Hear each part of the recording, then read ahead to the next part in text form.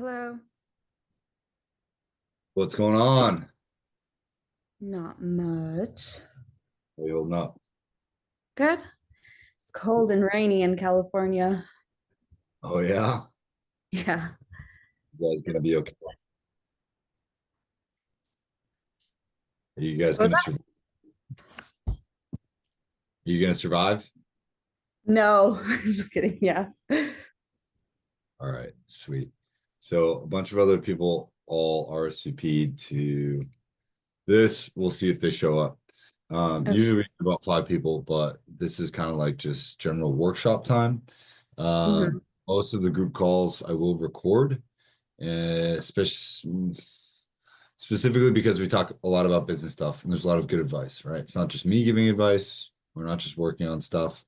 But other people really like to help other people out and really show what's going on, how to help them and share good info. So for Cool. you, this can really kind of serve as a purpose of just getting to know other people, sharing your business, um, and also kind of giving your advice, right? Introducing yourself. Hopefully, as more people join, um, we've had a lot of social media questions as of late. I would love if you could give like some of your expert advice and opinions to that.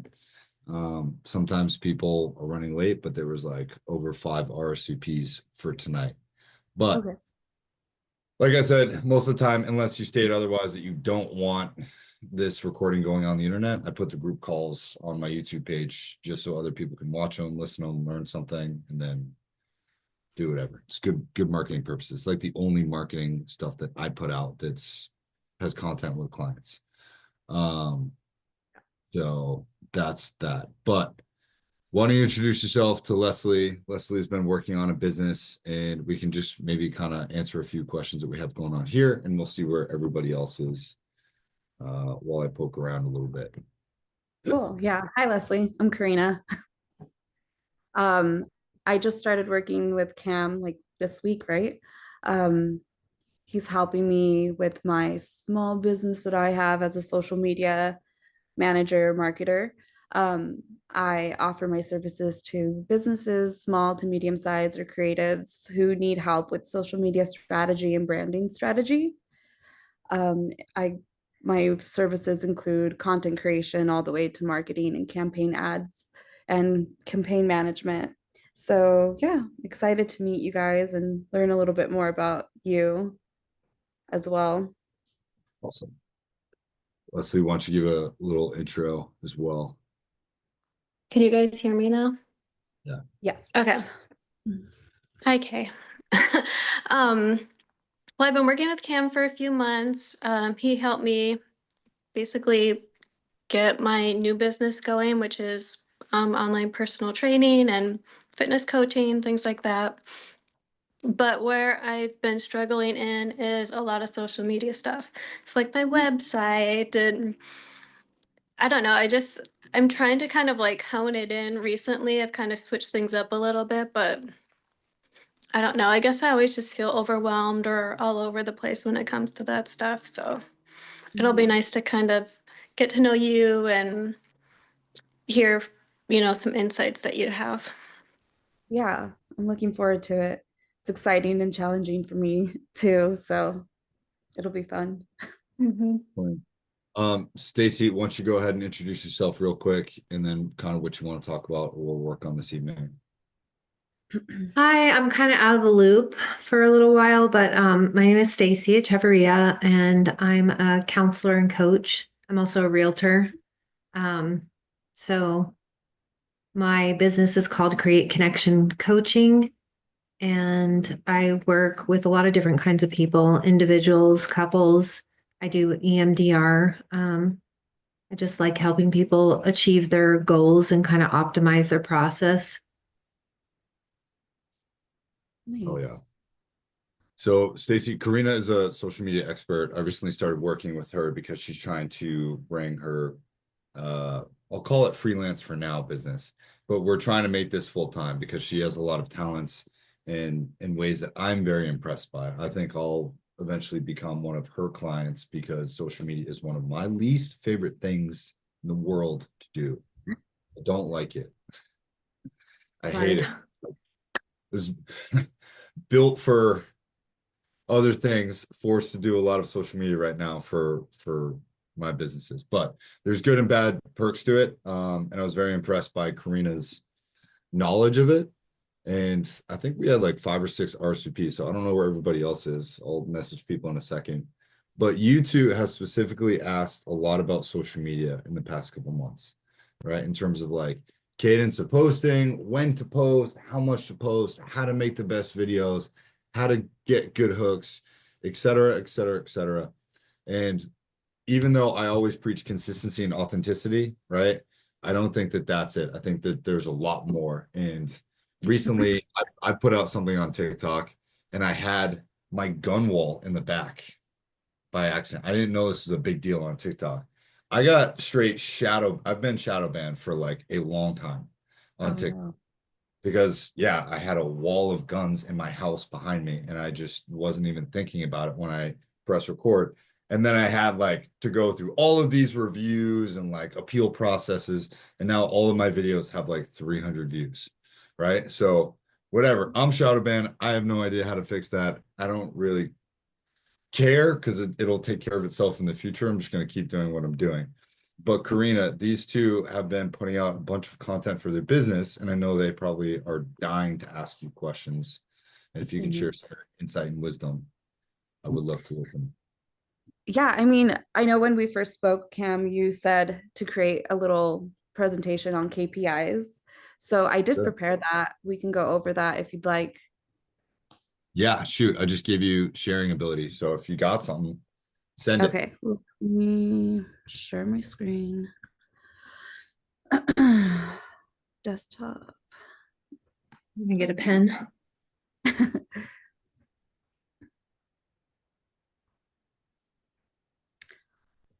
Oh man, it's gonna make me do all this.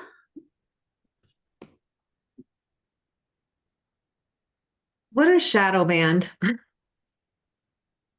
Shadow ban Basically, means that, oh, go ahead. no, you go. You tell. It just basically means that he's been censored in some way because the guidelines of TikTok is super strict, and if you do something that is against their policies, they'll just censor you. Some people get their profiles completely paused or erased, Wow. and the algorithm just won't pick up your video on other people's feeds. So in order to share my screen, I have to quit and then reopen Zoom.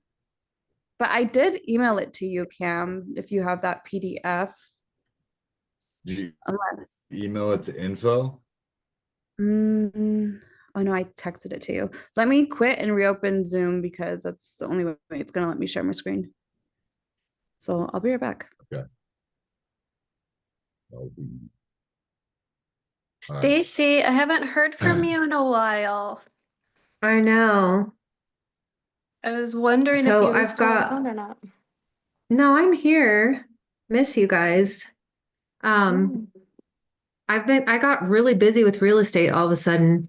It's interesting how you plant those seeds and then, you keep working and working and working and working and nothing happens for so long and then all of a sudden, like crazy. So I have 3 buyers under contract, one that went under contract, then went out, then a listing going live tomorrow and another one going live in a couple weeks. So it's been a lot. Wow, that's awesome. Thank you. And then with my new office, I bought furniture, was bringing it over there, setting it up. So I've never figured out how to do everything all at the same time. So it's like obvious when I'm working on other things kind of go to the wayside, right? Yeah, that happens. Okay, Karina, what you got? All right. Baby. So we're going to be going over KPIs in social media.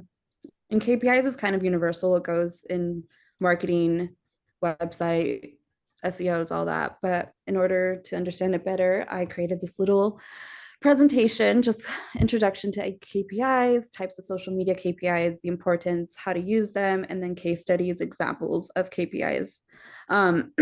So just a little bit of an introduction to KPIs. What it means is key performance indicators. So they're just these quantifiable metrics that help businesses measure your success and of your strategies. And in a way, they could also, like, it's the metrics of your social media posting, campaigns, and performances that you have. It's a clear data-driven insight into performances rather than relying on the guesswork. So it's good to understand them in terms, like, if you're trying to look at your analytics as well. They can be tailored to different objectives, whether it's increasing your brand awareness, engagement, or conversions. So looking at your engagement helps you realize what your outstanding posts do. So which posts work best according to your audience. In social media, KPIs help determine the impact of posts, campaigns, and overall brand presence. So when I work with my clients, I like to look at their metrics before I even start with them to see what posts in the past have resonated well, which post in the past has gotten more traffic and seen the audience in those specific posts as well. So moving forward, we can learn how to tailor specific things according to the audience members. Next. So here's a little bit more on KPIs. I know it's a lot of wording, but the reason that KPIs matter in social media success is because it transforms social media efforts into measurable results, ensuring that strategies are effective with your goal and your audience. So it helps you identify what your strengths and weaknesses are. It measures the return on investment. So if you ever heard of ROIs, that's your return on investment. Business investing in paid ads, influencer partnerships, or content creation, you can use KPIs to assess those impacts. And it helps you also set clear goals. So instead of posting just something without any idea what you're posting, it kind of gives you a goal to work towards, to reach your audience, to reach certain metrics. And it can help you achieve specific trackable milestones.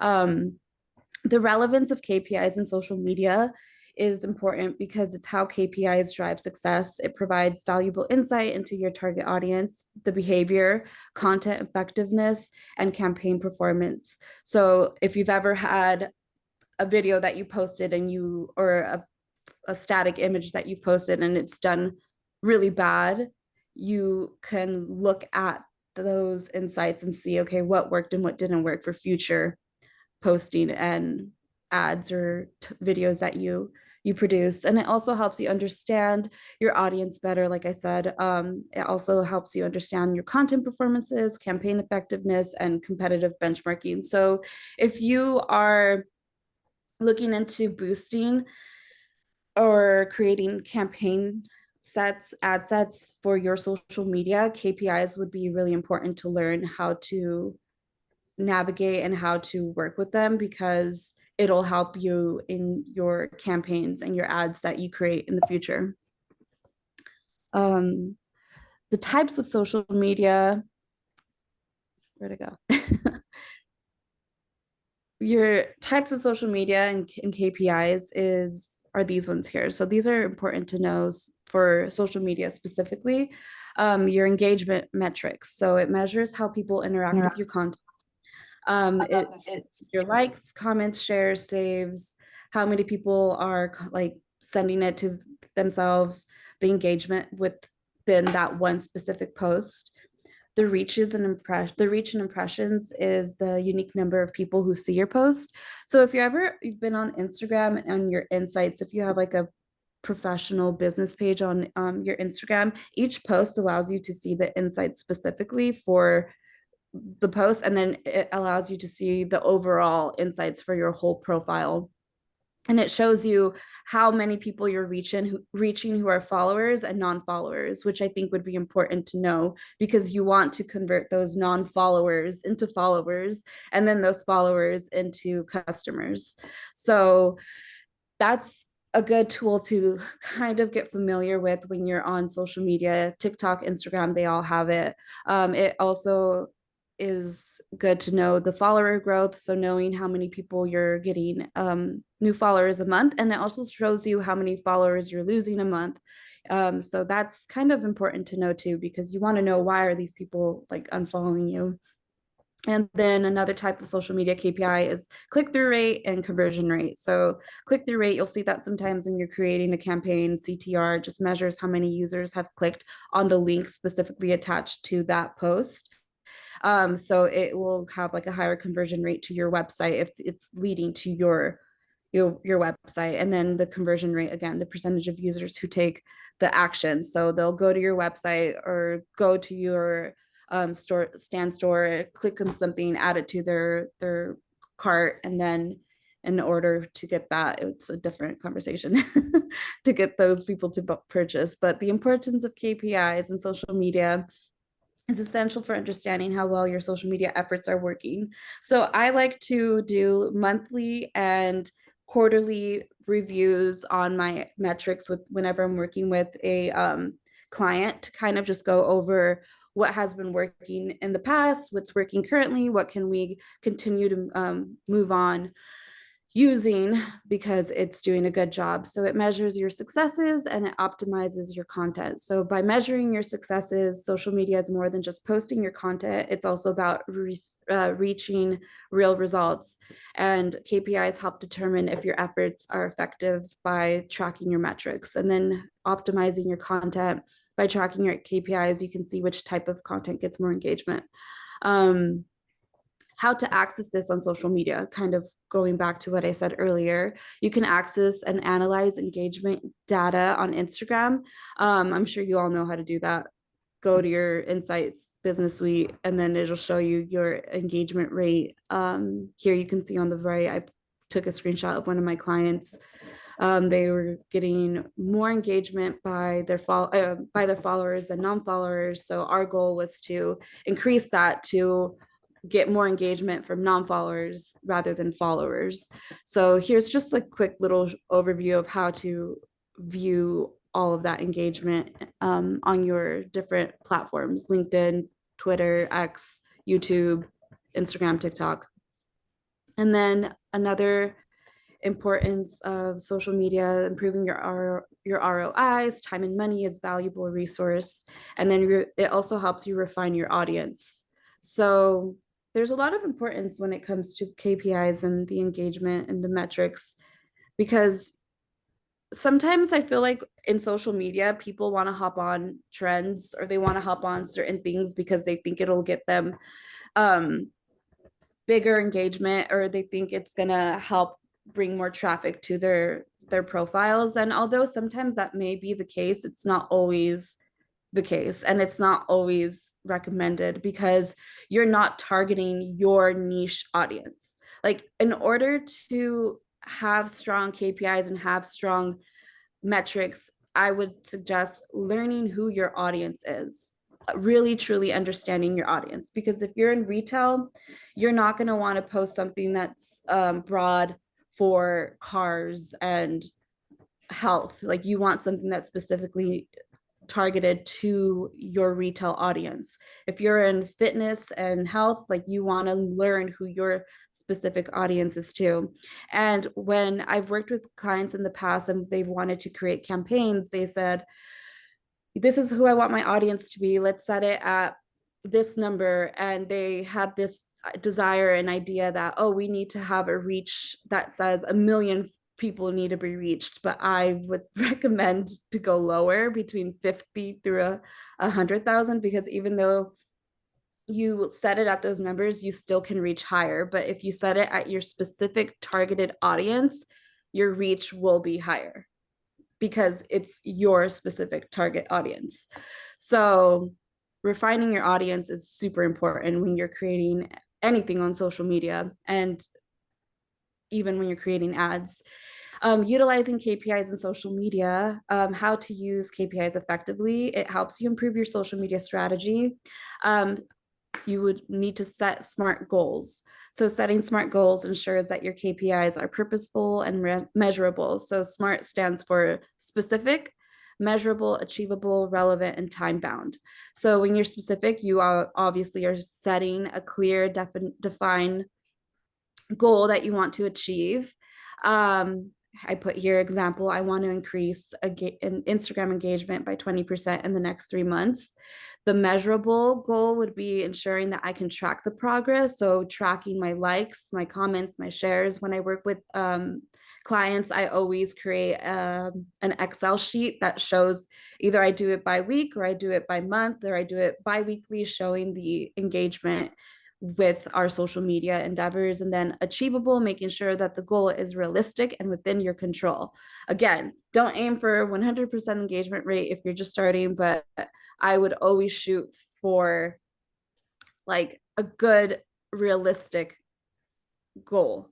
Relevant, your goals should align with your overall business objectives. Again, like I said, with the whole trends, just because it's trending doesn't mean you need to jump on that bandwagon. Do something that's specific to your specific niche. Don't go and try to create something that you have no business creating in.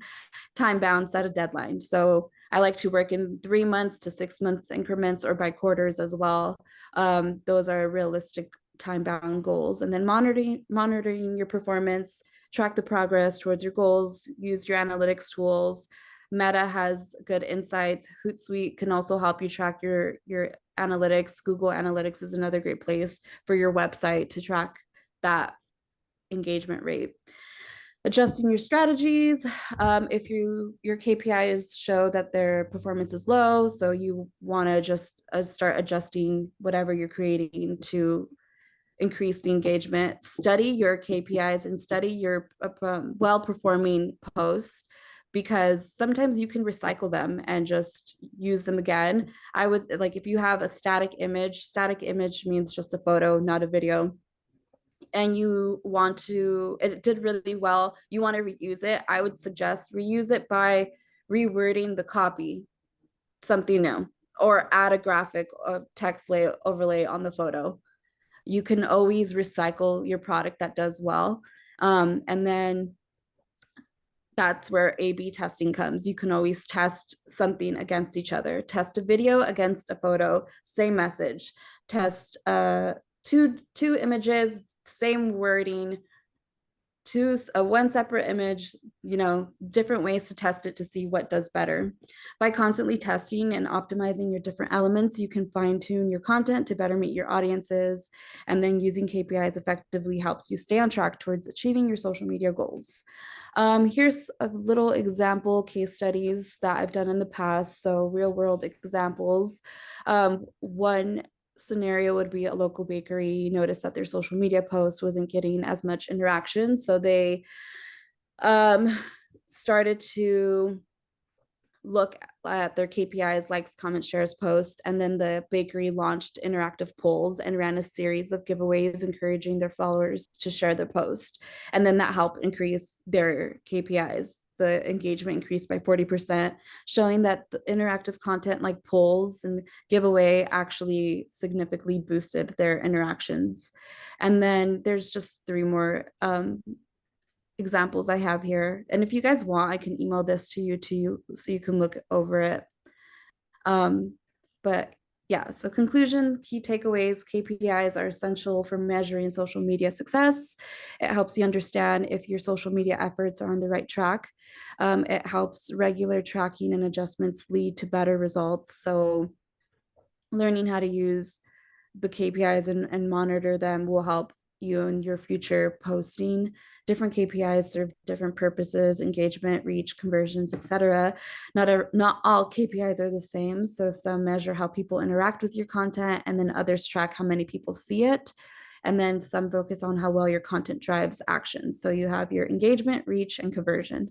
And then always analyze your data and refine your strategies for improvement. There's always room for improvement. It's not just about seeing the numbers, it's about understanding what those numbers mean. So regularly reviewing your KPIs will allow you to refine your approach and test new ideas. So that is a quick, brief intro on KPIs. There's a lot more to learn about KPIs and just how to track your engagement on social media. But yeah, if you guys have any questions, let me know.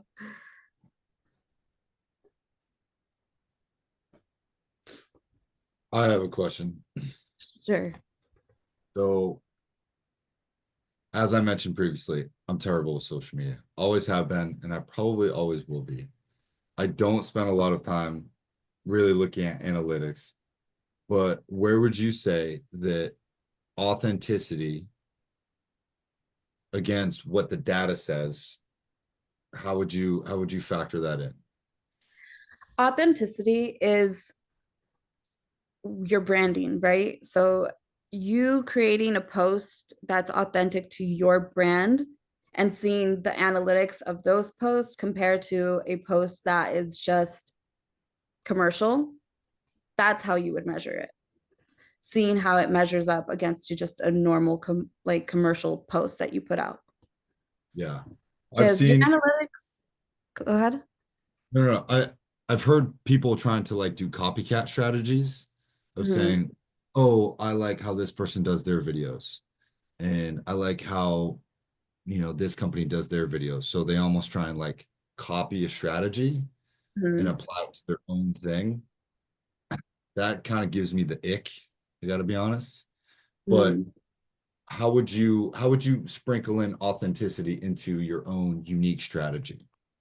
I guess. So let's say right now, what I've been seeing that's trending in social media and people are copying is the whole Duolingo owl being murdered. I don't know if you guys have seen that. It's like this whole thing on Duolingo. If you have the app, it changed the app to the owl looking sick, and now the owl is dead. And now you have all of these businesses hopping on this bandwagon of creating mascots of their brand, and they're saying like I killed Duolingo or whatever. It's funny, but at the same time it's like not relevant to their brand. And I was reading the comments and people are saying like, oh, you guys are just trying to like copy them, or this isn't authentic to who you are. And even though it does get you the views, it's not resonating what your brand and story is. So you could do it, you will get the views, but people can see through the bullshit and they'll call you out on social media. And I've seen examples too of influencers who have created like these vlogs, story time type of things. And then another girl copies her. And then all like girl one, all her fans go to girl two and start commenting on her profile saying like, you're copying girl one, your videos aren't authentic. Although she's getting the views and the engagement rate is getting higher, people do call you out. So if you're going to try to copy and paste someone's strategy, if you like, I've seen so many people that I love their work and I'm like, wow, I want to do that. But how am I going to do that with my voice? Like, I have to figure out a way to make it mine and not make it exactly like them. Because then it won't be my voice anymore. So I suggest if you see something that you really like, figure out how to make it fit you and keep it in the same spirit of that posting, but make it yours. Because you will get the views, the analytics will go up, but is it something that you want to be correlated to if they think that you're copying and they call you out? Does that answer the question? Yeah, definitely. I know everyone else has a ton of questions, but that was great. Thank you.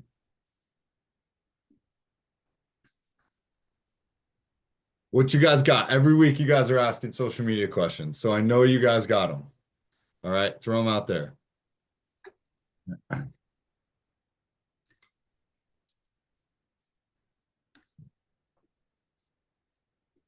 Stace, I've you're up. neglected my I've neglected my social media recently. I mean, it would be great if I could do, I think what you did before you deployed, you like made all these videos ahead of time and then kind of like release them on a schedule. That's probably a smart thing to do because the way that I've done it up till now is just I wait until I'm inspired and then I do it, which isn't very systematic or consistent at all. Okay. So I know in the past you've definitely, and like I have a VA in the Philippines. Her name is Rachel. She's amazing. She handles 100% of like my YouTube page and Instagram page, which I don't even touch. Right.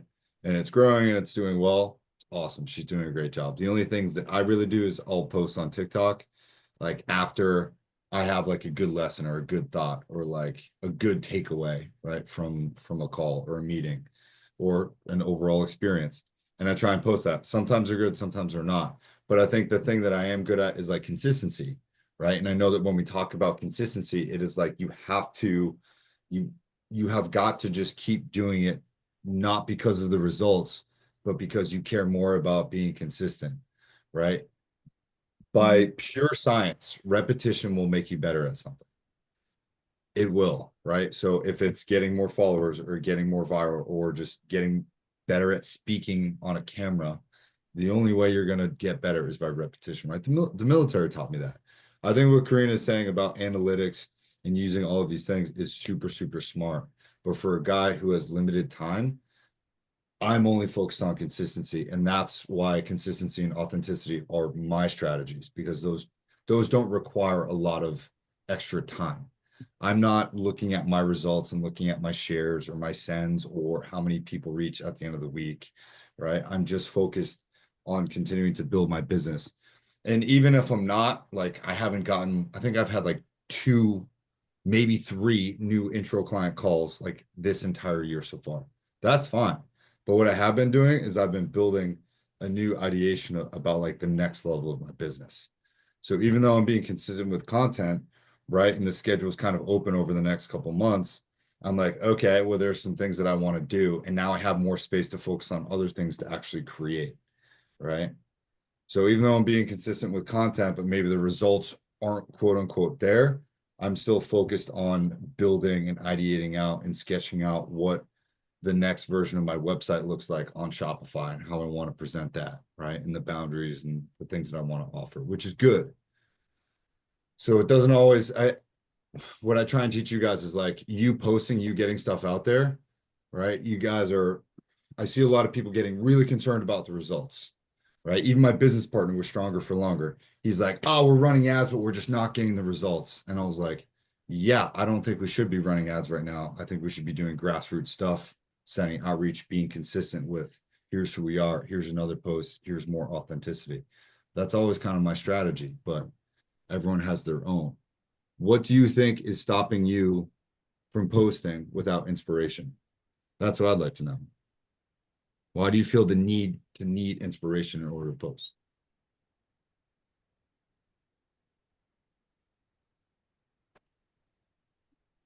I mean, there was a time when I was keeping a notebook and writing down content ideas consistently, and then, but still, it would take me to get like pumped up to do it, to make a video. And I think we talked about this, Leslie, like wanting to make sure, you're not exhausted at the end of the day. You want to look like pretty good in your video, right? I mean, there's a different standard for women. Like, we don't have to go into that whole thing, but what is stopping me now is my focus just hasn't been there. I've been very busy working, you know what I mean? So I just kind of got off track. But what I would like to do is, get back into keeping a specific notebook that has only content ideas so that when I do think of something, I can jot it down. And then when I am ready to make a video, I can go back to that list of ideas and choose one of them. or two, Karina, do you think not being consistent on social media kills your drive, your reach, your results? And if so, what would be your recommendation for consistently posting on social media? Not posting consistently does kill your drive over time, not right away. I think that having a calendar and a schedule does help. Remind me again, Stacy, what you do? Well, this business that we're referring to right now, it's called Create Connection Coaching. It's a coaching business. I'm also a counselor, like a therapist. So I see people virtually and in person. Yeah. So if you were coming to me as a client and you were asking me how to get inspired, how to come up with content that you wanted to start posting or at least creating a schedule for yourself, I would suggest do an introduction post again if you haven't done one about who you are. It doesn't need to be a video. It could be an image with like a text overlay of who you are, brief like introduction to who you are. That's one post. And then from there you can kind of like use it as a tree branch. So like let's say you do coaching, so it could be relationships, that's one section. Health and nutrition, that's section 2. Another one, whatever you have seen your clients come to you the most with, make that another section, and then just do like a tree branch. What's something that you can do from there? Relationships would be communication. What's something in communication that you can do for a content idea? Listening, what's another thing? Learning how to talk without accusing. So in each section you can look at your words, use keywords, and just like branch them down and then create an idea for that. Doesn't necessarily always have to be a video for Instagram. TikTok, yes, you could do a 30-second video, briefly come up with the problem and come up with a brief explanation to that problem. If you want to learn more, check out my website, yada, yada. That right there is a good template to use for a lot of videos and content that you may have in the future. Another one is you can also learn what are good hooks, starting off right away with a problem or something that catches a person's attention, the resolution, and the call to action. Or starting off with the call to action. Learning those strategies will help you with your content. Learn what call to actions are, learn what good hooks are, learn what is very informative, and use social media listening tools to ask it specific questions that are specific to your niche. So you can, Reddit is a good social media listening tool. If you have specific problems that people have come to you with, you can look it up on Reddit and then get ideas from there. So I would suggest doing that if you start to feel like your idea bank is drying out, or you don't know what to post, or you're not inspired. Social media listening tools are great ones because it's a good way to research your specific category and questions people are asking. Organize yourself. I know that you were saying like a notebook that you keep your ideas in. Do ideas that you have already established, ideas that you want to work on, and ideas that you are a little bit stuck on, but you will give yourself some time to continue to work on. And then from there, you can see, okay, which ones do I want it to be for my Instagram, for my TikTok, or for my LinkedIn, whatever. And then you start to organize yourself and then give yourself a schedule to record it. I do recording in batches sometimes, so I'll just take a bunch of stuff, a bunch of videos of things, and then I edit them. I use a lot of B-rolls. B-rolls is good because if you don't always want to be on the camera, get ready for your video, you can do faceless videos. Those are doing so well, especially if they're aesthetically pleasing. You can, learn how to do different shots with your phone. There's a lot of Instagram accounts that show you like, this is a wide shot, this is a close-up, this is a POV. You can do different shots that are more engaging.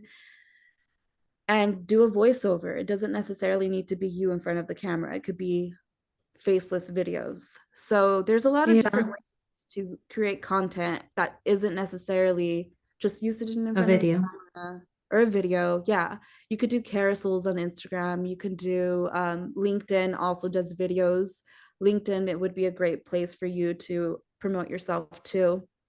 And you can start creating videos for LinkedIn, static images for LinkedIn, making sure that your copy, your captions are engaging too. So I would suggest learning call to actions, learning hooks, learning topics within your certain business niche is going to help you. Because I know it gets, I know like the whole inspiration, sometimes you're like, what do I do? I don't know what to do. And I've had moments too where I'm like, with my clients, we are like, you know what, let's take a break. Breaks are okay, but that doesn't mean stop forever.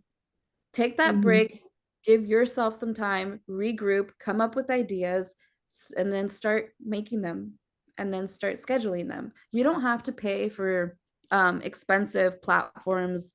Like, you don't really have to pay for Hootsuite later. You can use Meta to schedule your post. You can use LinkedIn and schedule your posts. Like, there's built-in scheduling on each platform. There's that you can use if you don't want to have to spend a lot of money on scheduling. But I would suggest keep a schedule for yourself, for your content. Like, if you wanted to do like Monday, Wednesdays, Fridays, have content ready for them, do daily story posting, making sure that you at least spend 5 minutes a day interacting with your audience, because the more you interact with your audience in their posts, the more your posts will also get pushed onto their followers post and or algorithms and explore feeds. So I would suggest doing that. Thank you. What else you guys got? Anybody? Steph, I know you've been working on getting some social media stuff out there. Or Leslie, if you got something.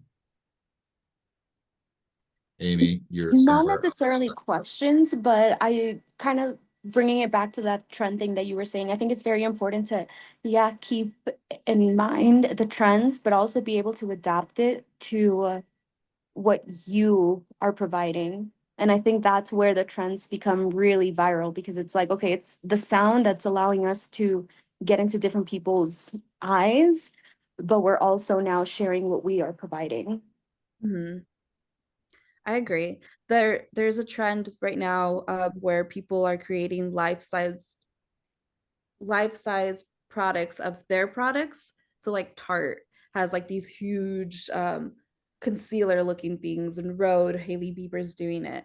And a lot of people are jumping on that. But that one is adaptable to so many different places, because of like, you can make it like how you said, for your own specific category. So question, is it like a big blow up? What was that? Is it like a big blow up or like a big No, it stand? looks like a big like concealer. Okay, because I have a laser hair removal device. So now Hmm. I'm thinking like getting a life size product and just carrying that around. Yeah, that'd be funny. I mean, you could even do like a cutout, but like I can send you guys. I've made a list for one client, kind of showing them examples of like that trend going on. And it's cute. Like, someone has like a big heart and they're just like walking around with like a big heart, and it's like specific to their certain brand. So you can make it, it's fun, but like, you just have to again make it the message according to what you're selling. Which kind of leads me to ask, how or what have you found to be the best way to stay on top of trends? Like I mentioned earlier, there's social media listening tools. TikTok is more advanced on the trends than Instagram. So like, something that's trending on TikTok today is going to trend on Instagram in like 2 days and 3 days. So TikTok would be your number one place to look at trends, and then you would want to get on it and then post it onto like your Meta Okay. accounts.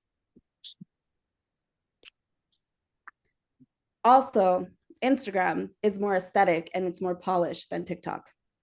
So sometimes something that works on TikTok is not going to work on Instagram. because Instagram, like I said, is a little bit more polished.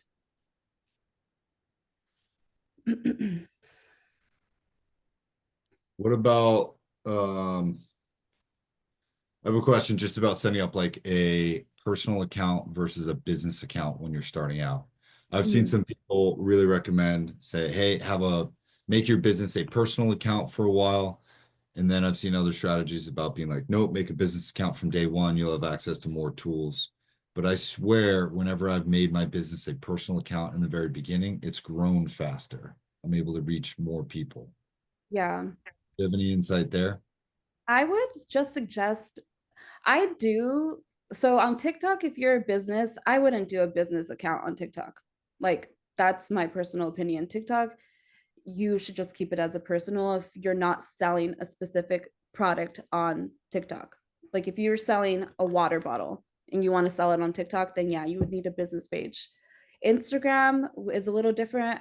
Um, I do think it works just as well as a business page and as a personal page. Instagram, I would say that if you have a stronger like shot with the business page, because you're able to set up, like if you have a Shopify account or whatever products you're selling, you can sell it directly on your Instagram. So it really also just depends on your goals, I would say. Like if your goal is to just get more awareness and more people to like eyes on you, keep it personal. If you are more business oriented, make it a business page. Yeah, I agree. So I know some of us here have either a TikTok shop, an Amazon store, a website, and there's always that age-old question of like, okay, well, do I link my physical product or my service to my Instagram business page or to TikTok? And I've done both, and I find it to be somewhat cumbersome.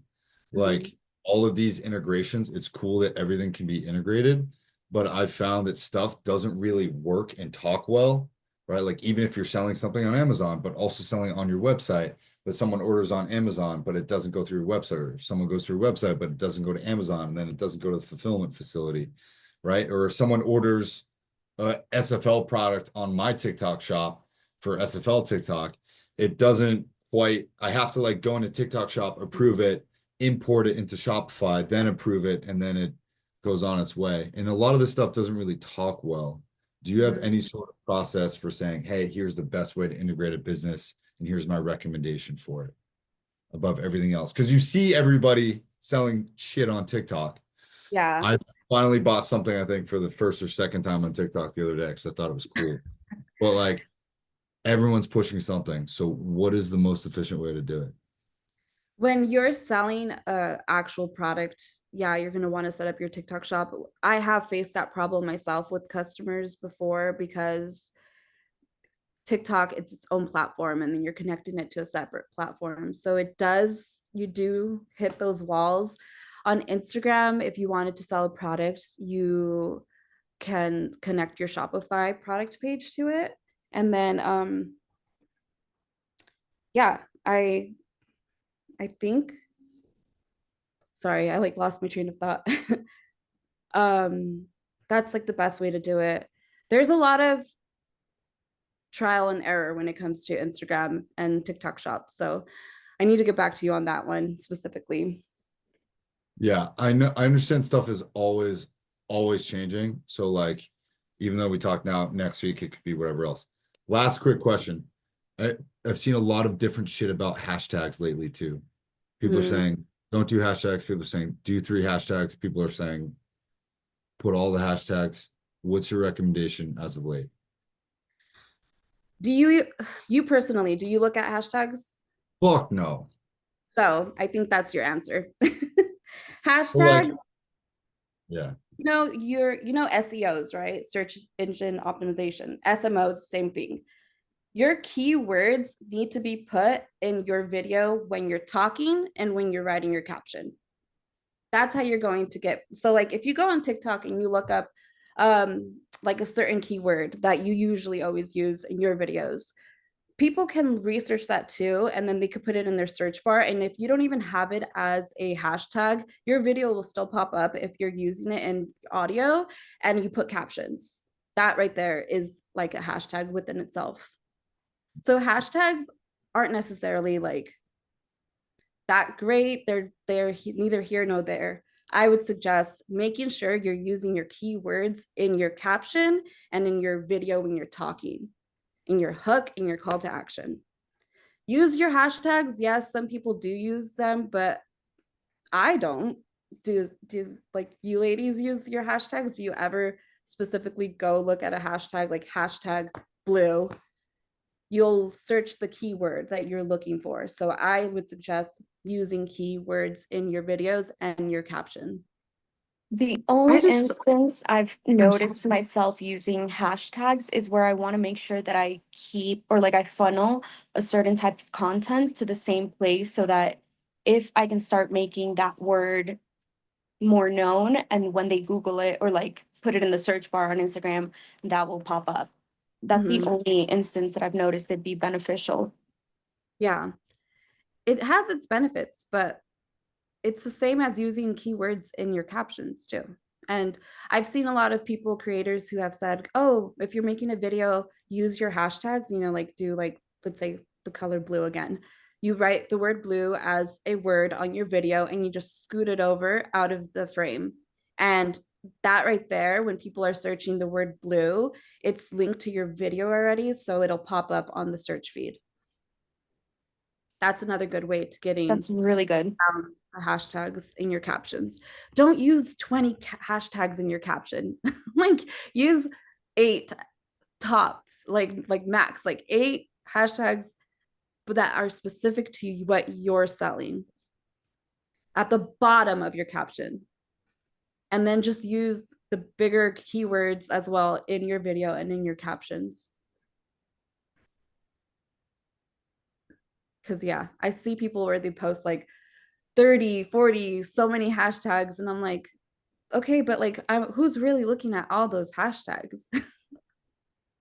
I'm not. Well, I just thought it was for I didn't think people were actually looking at them or searching them. I thought that if somebody searched something just generally, that it helped them find it. Mhm. Nowadays, the way that social media is, like I said, if you have it, those words already in your caption and what you're speaking, it'll generate on the explore page when someone searches that specific word. Instagram does have a specific hashtag section, but it's the same. Like if you like research a word, it'll still pop up. Like TikTok, I know does it like that. And then I'm not saying don't use hashtags. I'm just saying you don't need to use that many 30. hashtags. Oh, Yeah. hi. Hi, I don't think I've ever hello. used more than 8. Yeah. Hi. You need to keep her raised again. I kind of Hi. brought it down to like 3. It's okay. She's our friend now. Is that a dog? Yeah.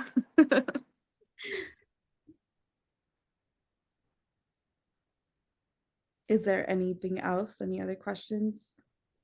AI generated captions, yay or nay? Oh gosh, I can spot those a mile away.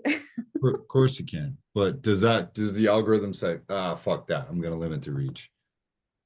There's still research going on about that, so I can't really give you like a precise answer, but I think that AI is also still learning how to generate captions for people that are very captivating and catching. So that's a good question. I'm gonna have to look into that some more. I Right. personally, I use AI, I use ChatGPT a lot for my captions because I don't want to overthink it and I also want to portray a specific message. So I just dump all of my thoughts in it and I ask it to generate a caption and then I'll be like, okay, make it shorter, make it more relatable, make it casual. And giving it these little things has allowed it to have such a memory that it now gives me captions that feel very aligned with how I speak. And if not, I can continue to tweak it and then tell it what I decided on so that the next caption it helps me generate is more aligned with how I am and the type of tone and messaging my brand has. That's a really good way. That's what honestly I think works a lot for people when they know how to use AI the right way.